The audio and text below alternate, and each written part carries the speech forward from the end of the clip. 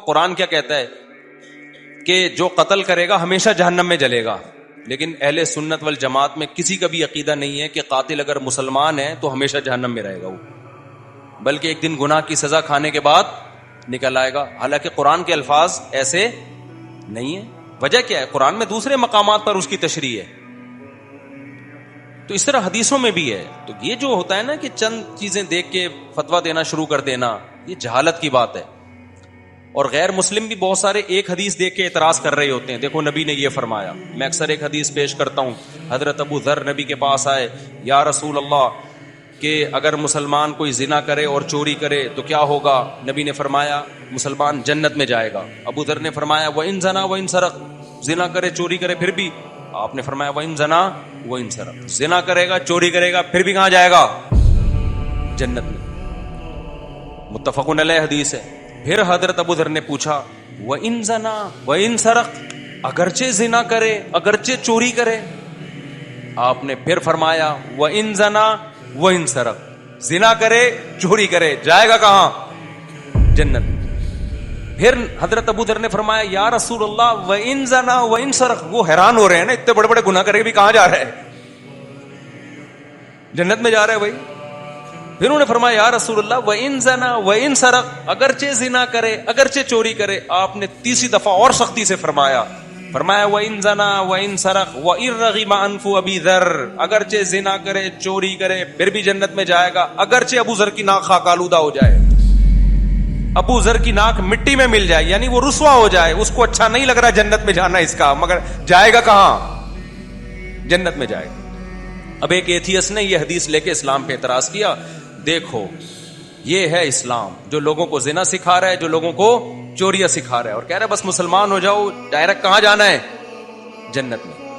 تو یہ ظلم اور زیادتی ہے. کسی کی ایک بات کو لے کے اس پہ فوراً فیصلہ کر دینا سیاق و سباق سے ہٹ کے، یہ زیادتی ہے یا نہیں ہے؟ جو علماء کی کتابوں کے ساتھ آج کل ہو رہا ہے، جو لوگ کتابوں میں کیڑے نکالتے ہیں نا، یہ وہ بھی یہی کر رہے ہوتے ہیں. جن لوگوں کی ساری زندگی قبر پرستی کے خلاف گزری ہے ان کو قبر پرست کہا جا رہا ہے. جن کی ساری زندگی توحید کے پرچار پہ گزری، توحید کے پرچار، ان کی 2-3 عبارتیں لے کے ان کو مشرک قرار دیا جا رہا ہے. تو یہ وہی کام ہے جو ملحد لوگ کرتے ہیں. تو اس کا کیا جواب ہے؟ بھائی سامنے ابو ذر تھے. اگر حدیث کا یہ مطلب ہوتا نا کہ زنا اور چوری کی اجازت مل رہی ہے تو ابو ذر رضی اللہ تعالیٰ عنہ تو بڑے صوفی قسم کے صحابی تھے، وہ تو گناہ سے آخری دم تک اتنا دور رہے ہیں. نبی کو پتا تھا کہ یہ کبھی بھی زنا اور چوری کی جرت نہیں کریں گے. حدیث میں اس کا ذکر نہیں ہے، لیکن دیگر حدیثیں، اسلام میں زنا کی اجازت ہوتی تو زنا کی جتنی سخت سزا اسلام میں ہے کسی اور مذہب میں ہے؟ شادی شدہ زنا کرے رجم کرنے کا حکم، پتھروں سے مار کے ہلاک کر دو. کمارا زنا کرے چوک پہ کھڑا کر کے سورہ نور میں کیا ہے؟ کوڑے مارو، 100 کوڑے اس کے. اور نبی صلی اللہ علیہ وسلم فرمایا میں نے معراج میں دیکھا کہ کچھ ننگے مرد برہنہ عورتیں آگ میں جل رہی ہیں. جب شعلے اوپر جاتے ہیں نا تو یہ بھی اوپر آتے ہیں. تو میں نے جبریل سے پوچھا یہ کون لوگ ہیں؟ فرمایا آپ کی امت کے زنا کرنے والے مرد اور زنا کرنے والی عورتیں. تو مسلمان زنا کرنے والے ہیں جن کو آگ میں جلایا جا رہا ہے. وَمَن يَفْعَلْ ذَلِكَ يَلْقَ أَثَامًا، قرآن کہتا ہے جو زنا کرے گا اور چوری کرے گا، جو زنا کرے گا اپنے جرم کی سزا، بہت بڑے جرم کی سزا ملے گی اس کو قیامت کے دن.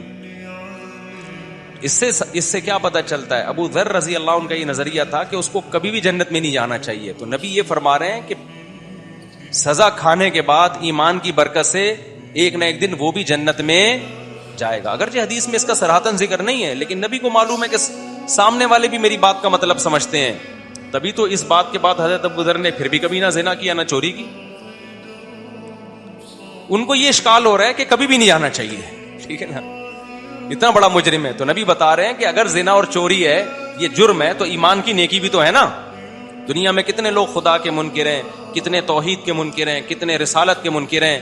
تو ایمان والا اگر برائیاں لے کے جا رہا ہے تو کلمہ بھی تو لے کے جا رہا ہے نا. یہ کلمہ کوئی ہلکی چیز ہے؟ یہ کمال کی بات ہے کہ چوری کو تو وزن دیں ہم اور کلمے کی نیکی کو نیکی کا وزن نہ دیں. اس کا مطلب چوری کا وزن کلمے کی نیکی سے بھی زیادہ ہے. تو یہ تو کلمے کی ویلیو گر رہی ہے.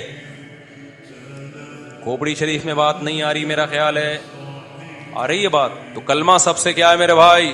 وزنی چیز ہے. اللہ کو ماننا، اس کی توحید، ایمان بہت بڑی دولت ہے. تو یہ گناہوں کی سزا ملے گی جہنم میں, لیکن بالآخر ایمان کا پلڑا کیا ہو جائے گا؟ بھاری. یہ ایسی نیکی ہے جو اس کے گناہوں کو بالآخر کھا جائے گی. یہ مطلب نہیں ہے, ورنہ چوری اسلام میں اچھا عمل ہوتا یا کوئی مسئلہ ہی نہیں تھا تو چور کا ہاتھ کاٹنے کا حکم کیوں ہوتا؟ اتنی سخت سزا کسی اور مذہب میں ہے؟